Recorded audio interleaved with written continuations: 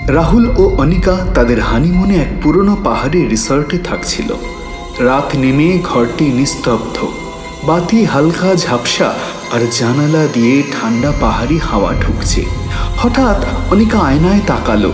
তার প্রতিবিম্ব অদ্ভুতভাবে নড়ছে, কিন্তু নিজে সে শান্ত।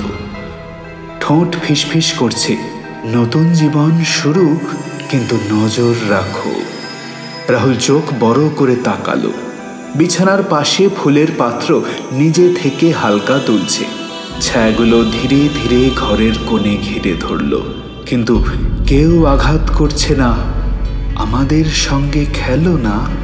হাওয়ায় ফিসফিস শব্দ শুনতে পেল রাহুল। দম্পতি একসাথে চুপচাপ হাত ধরে রাত্রি পার করল।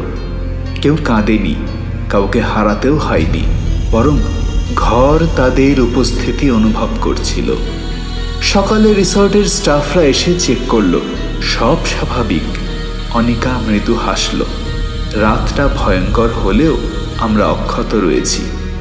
হয়তো ছায়া এখনো আমাদের শুধু নজরে রেখেছে।